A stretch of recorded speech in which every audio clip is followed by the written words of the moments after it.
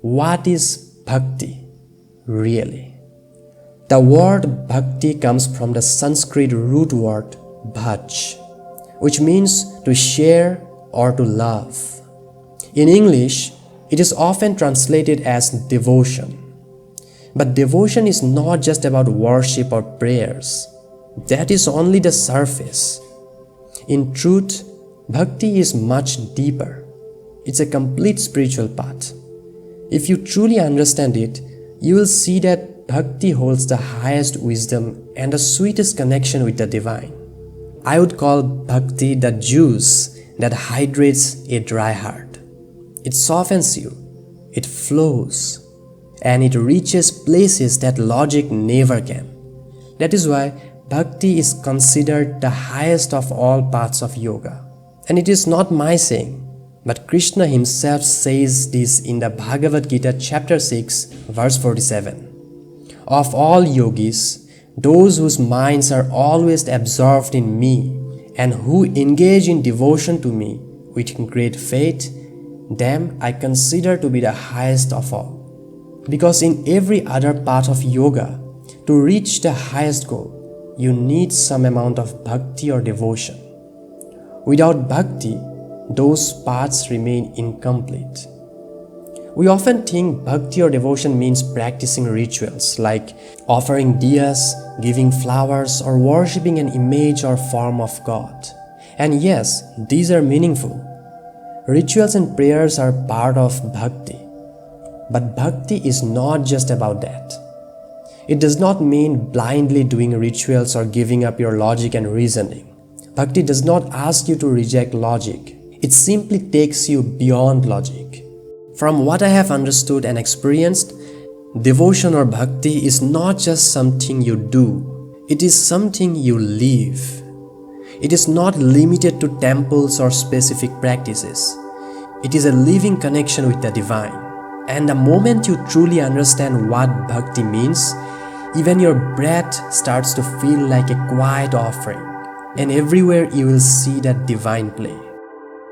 I'll be sharing references directly from the Bhagavad Gita, the timeless wisdom spoken by Lord Krishna himself. In it, Krishna beautifully explains the true meaning of bhakti, and I will try my best to explain it through my own lens, as someone who is logical. To put it simply, the highest state of bhakti is surrender, or what we call sharanagati. You may have heard this before. In fact, I have made several videos on my channel about surrender. But still, many people misunderstand it.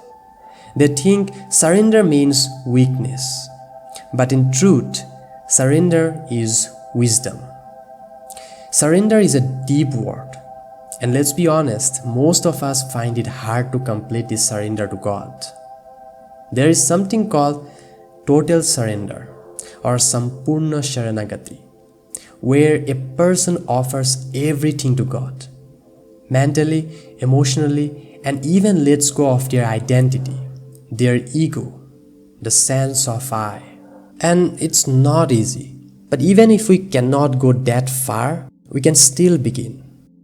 We can start by surrendering mentally, through understanding, through trust, through intention.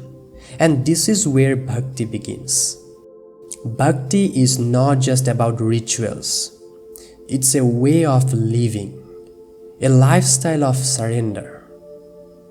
When you truly start walking the path of bhakti, you don't just surrender to the form of God in a temple. You begin to surrender your day-to-day life in small and quiet ways. You work with a sense of surrender. You speak with a sense of surrender. You eat, walk, and live with the feeling that everything is being offered to the divine. Your whole life becomes an offering. And when you live like this, a deeper inner peace begins to grow. A peace that no worldly pleasure can give. So in one simple line, bhakti means surrendering to God. But here's something important. To truly surrender, you first need to understand God. Because especially for today's youth, just believing is not enough. People want to know why they should believe. And I completely agree. I often say this to people who find it hard to believe in God, that you do not have to force yourself to believe. Just try to understand. Once you understand God, even a little with your logic and reasoning, you no longer need blind belief. You simply know that God exists. Let me give you an example. Imagine a child who has never seen a gorilla. You describe what it looks like and he believes you. But if someone else tells him that gorillas don't exist, he may get confused and start doubting. Now imagine that same child sees a real gorilla, or even a picture or a video. After that, he does not need anyone to convince him. He simply knows. It is the same with God. Of course, we can never fully understand God because God is beyond what our mind can fully grasp. But even if you understand just a small part with your own thinking, you do not need belief anymore. You simply know from within. And the moment when that knowing arises, surrender comes naturally. It brings inner peace and a deep sense of gratitude. And that is where bhakti truly begins.